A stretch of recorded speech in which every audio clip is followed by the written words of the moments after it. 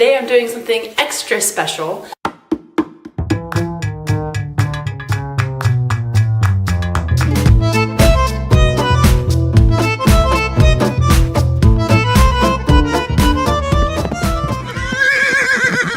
Hello my crazies, Reagan here, and today I'm doing something extra special.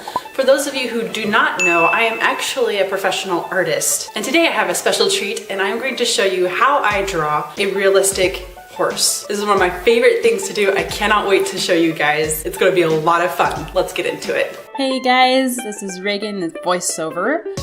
I am going to be explaining what I am doing and the thought process behind all of this. So right now I am just laying down my construction lines. I've got the general area of where I want the head, the offside eye, and the muzzle to be. As you can tell, this,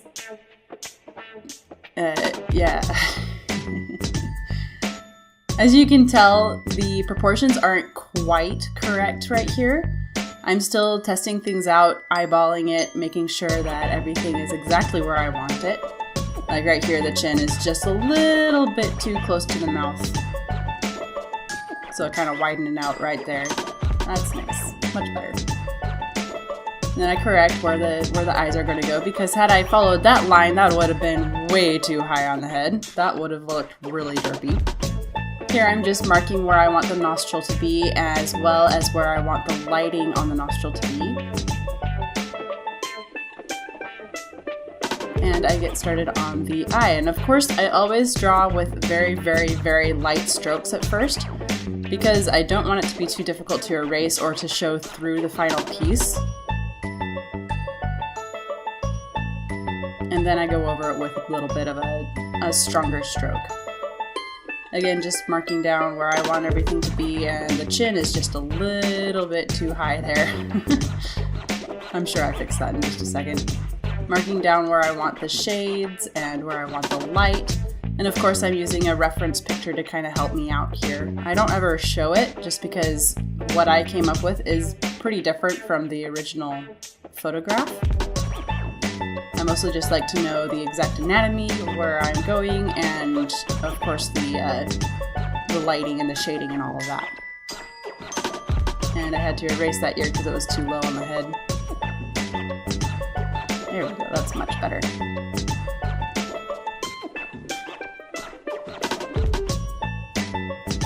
And the key to realistic drawings, to be honest, is just the detail. You have to be brave enough to not be afraid of taking the time necessary to really go over the small things. Here I'm marking out where the mane is going to go. I'm just kind of blocking it out. I'm not really going to do the mane until the very, very end. And horses have really thick necks. Like, I didn't realize that until I started drawing them. Marking out some more lights, some more shades. Of course, need the pupil. I feel so bad for my sister. Like, she's afraid of goats because of these pupils that they have.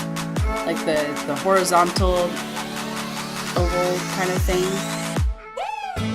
And horses also have those pupils, so they kind of creep her out. It's kind of funny, but not really.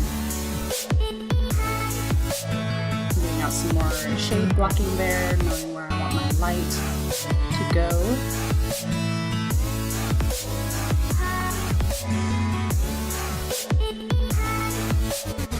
There we go.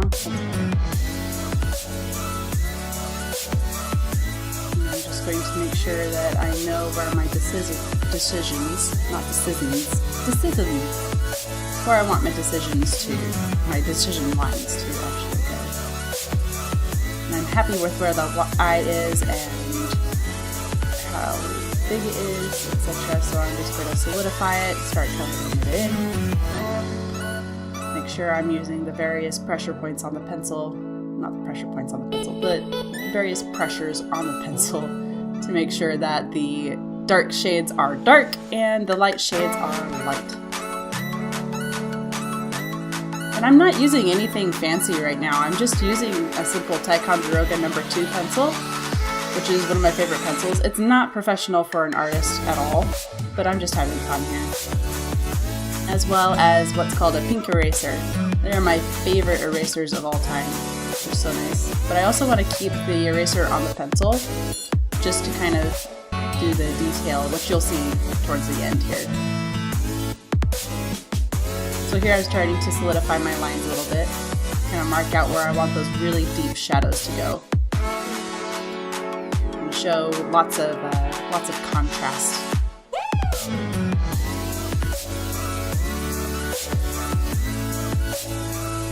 I had a little bit of leftover construction lines there, didn't want those to show.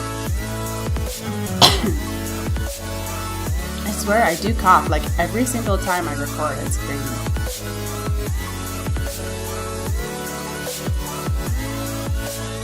So here I'm just putting down the base layer of color.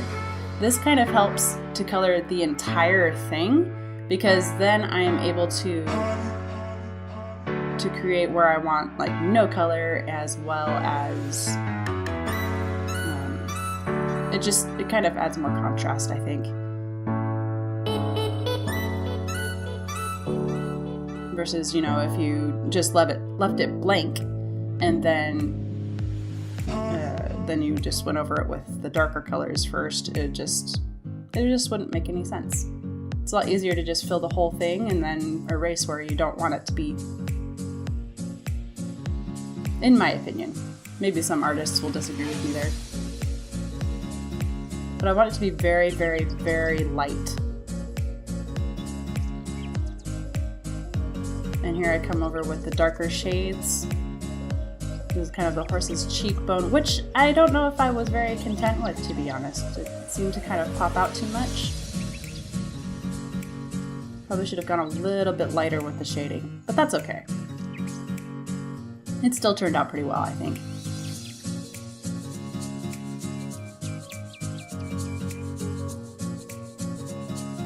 Something I've learned about shadows is that they always connect somewhere.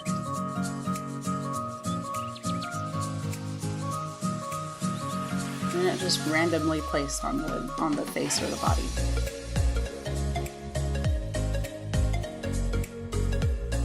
Bringing in the medium shadows here. And defining the bridge of the nose. Or the muzzle, I suppose, is more of a horsey term.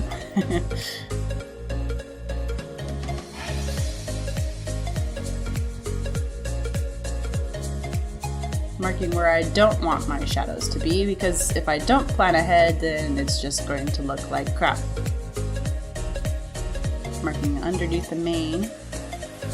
It's always nice to have the shading under where the mane is going to go. There's the ear. And of course I'm adding a little bit of feathering there, just to make it look nice and fluffy. We like fluffy ears.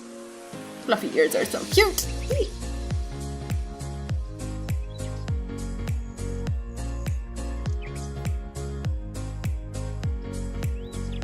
A little bit more shading, and showing where I want everything to be. So what color of horse do you guys like the best? I mean, I know that's pretty superficial, but I know everybody's got a favorite.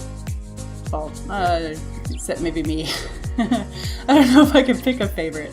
I love black horses. I love grays. I mean, granted, grays are kind of a pain in the butt to take care of, just to kind of keep clean and all of that. Also, for some weird reason, sorrels annoy me. Like, when they're just straight up chestnut, I don't know what it is. And they're just like all red. Yeah, I have no idea. It's not to say that they're not pretty. Maybe I'll get like a ton of dislikes for that. Just sharing my opinion. You guys are totally free to love chestnuts. Chestnuts are cute. And filling in the nostril there, as well as behind the head, and can't forget the top line, of course. Kind of rounding out the jaw and solidifying the neck muscles. You gotta make sure that everything blends in nicely. avoid those places where I wanted the light to be.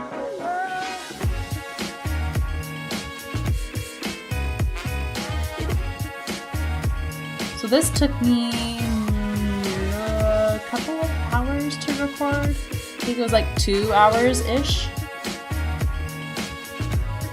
But that comes after a lot of practice and a lot of study and a lot of time.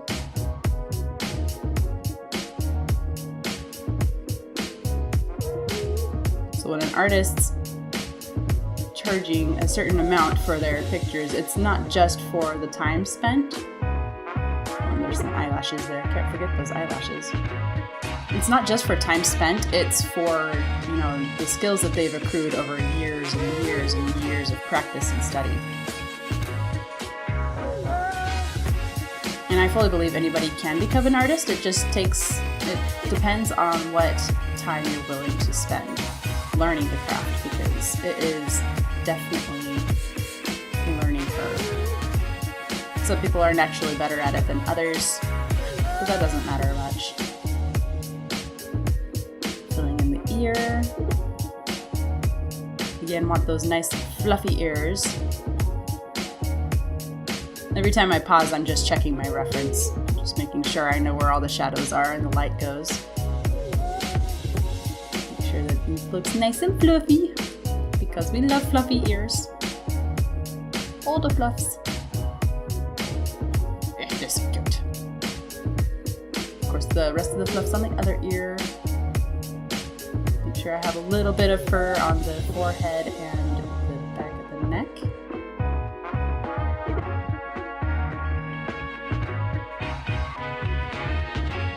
And you can kind of tell underneath the head, I am keeping in mind the skull structure of the horse.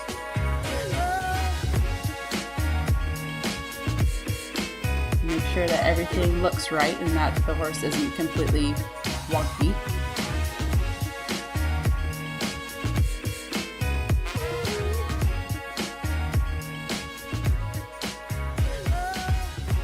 And here we go, we're detailing the mane now. Making sure, I kind of wanted it to be really floofy. I don't know if you guys watch Pony Nuts, but her pony Dan was actually the inspiration for this horse's mane. Just because it was so stinking cute. It's like ridiculously fluffy. It just sticks out everywhere. It was adorable. I could not resist.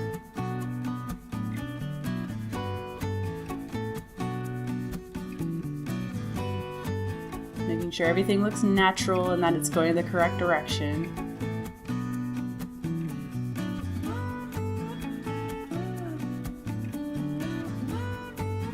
There we go, and add some nice little shades there, as well as highlights.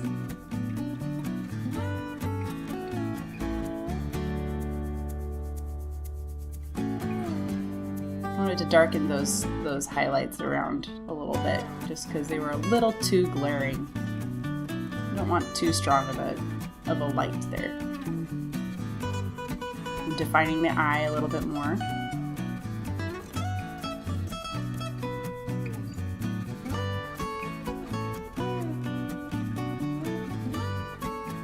And we're going to start blending. This is one of my favorite parts, because the product is all finished and you're like, oh, I don't know if it's good enough, and then you blend it and it's like, bam! It's gorgeous.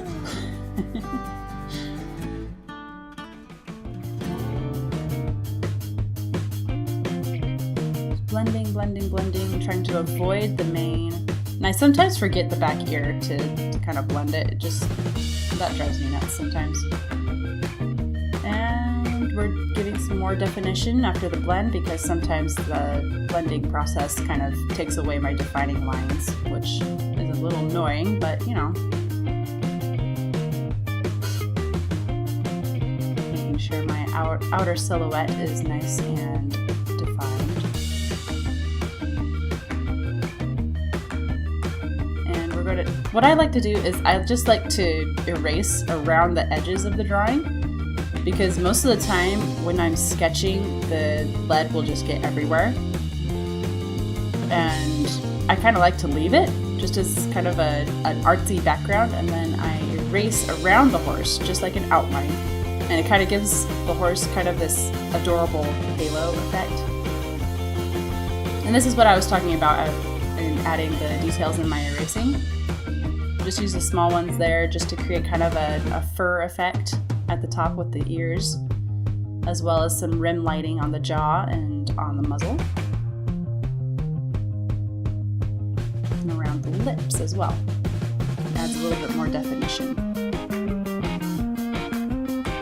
And a little bit in the mane just to lighten it up a little. And I'm happy with it, so there's my signature. And we are set to go. Yeah, I kind of zoom in on it. I'm trying to, there we go. Ta-da!